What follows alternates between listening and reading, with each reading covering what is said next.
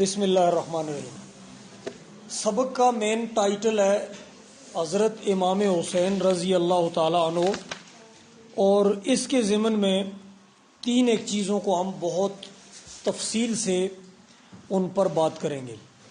Number ایک یہ کہ حضرت امام حسین حضرت علی رضی اللہ تعالی عنہ کے بیٹے ہیں، حضرت سیدہ فاطمہ کے فرزند ہیں، اور ان کی ولادت 5 شعبان 4 ہجری کو ہوئی۔ آپ کی جو پہلے والی کتابیں ہیں، بعض کتابوں میں 3 شعبان 4 ہجری بھی لکھا ہوا ہے۔ کسی بھی آدمی کی تاریخ میں اختلاف کی اصل وجہ کیونکہ اس بنیاد پر ہے کہ اس زمانے میں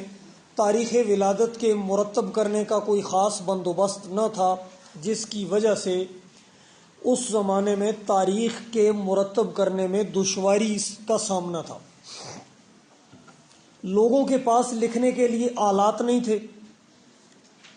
بندوبست اس طرح کا نہیں تھا جس طرح موجودہ زمانے میں ہے۔ شناختی کارڈ نہیں تھا کہ آپ کسی آدمی کے شناختی کارڈ کے ذریعے سے آج اس کی ڈیٹ متعین کرتے۔ موجودہ زمانے میں بچہ پیدا ہوتا ہے، اس کا فارم بے بن جاتا ہے، اس کا شناختی کارڈ بن جاتا ہے۔ لیکن ان چیزوں پر پریشان ہونے کی ضرورت نہیں ہے کہ فلاں بندہ کون سی تاریخ میں پیدا ہوا، بھلا آپ کا کون سا ایسا بڑا مسئلہ ہے جو کسی کی پیدائش سے رک گیا ہے۔ اس لیے 5 شعبان 4 ہجری ہو، 3 شعبان 4 ہجری ہو، تاریخ جو بھی ہو، حضرت امام حسین رضی اللہ تعالیٰ عنہ حضرت علی اور فاطمہ کے گھر میں پیدا ہوئے، اور انہوں نے اللہ کے رسول صلی اللہ علیہ وسلم کی زندگی میں تقریباً 7 سال گزارے۔ کیونکہ آپ کو پتہ ہے کہ رسول اللہ صلی اللہ علیہ وسلم کی جو وفات ہے وہ 11 ہجری میں ہوئی، اب 4 ہجری میں یہ پیدا ہو گئے، تو اس طرح یہ 7 سال اللہ کے رسول کی زندگی میں زندہ رہے۔ اس کے بعد حضرت امام حسین رضی اللہ تعالیٰ عنہ بے شمار اوصاف کے حامل اور صحابہ میں ایک صاحب کمال شخصیت کے طور پر معروف تھے۔ سنن نسائی کی حدیث نمبر 1041 ہے کہ اللہ کے رسول صلی اللہ علیہ وسلم نماز میں تھے تو یہ ان کے اوپر سوار ہو گئے، تو آپ نے فرمایا کہ مجھے برا محسوس ہوا کہ میں جلدی اٹھ جاؤں اور ان کے کھیلنے کی خواہش پوری نہ ہو۔ سنن ترمذی کی حدیث نمبر 3769 ہے کہ یہ دونوں میرے بیٹے ہیں اور میری بیٹی کے بیٹے ہیں۔ اور حدیث نمبر 3770 سنن ترمذی کی ہی ہے، اس میں آپ نے فرمایا حسن اور حسین رضی اللہ عنہما دونوں دنیا میں میرے 2 پھول ہیں، ہما ریحانہ تایا فی الدنیا والآخرہ۔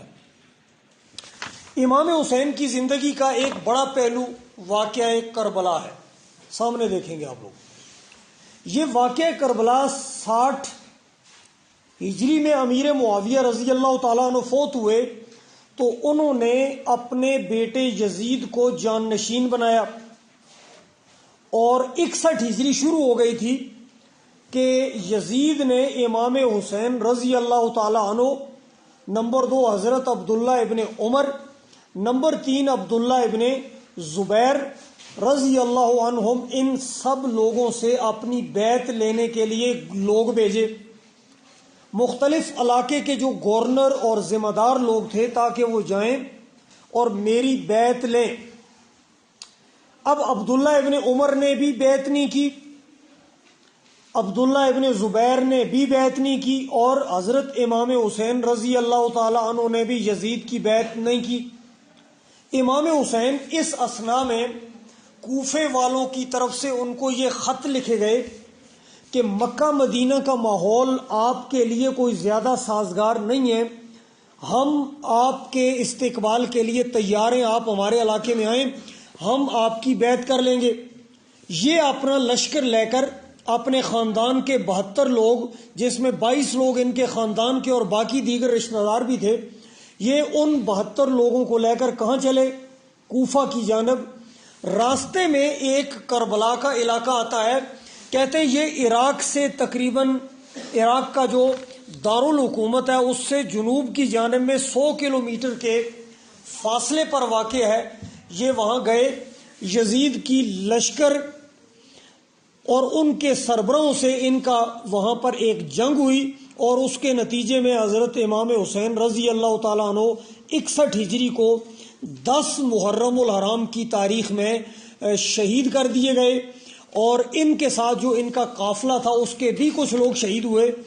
اور اس کے بعد یزید کو ان کے بعد مطلق العنان حکمران سمجھ لیا گیا۔ اس کو ہم اپنے طور پر واقعہ کربلا سے یاد کرتے ہیں۔ جہاں تک اس بات کا تعلق ہے کہ سیدنا حسین رضی اللہ تعالیٰ عنہ شہید کر دیے گئے، اس میں دو رائے نہیں ہے کہ یہ تاریخ کا ایک بڑا ظلم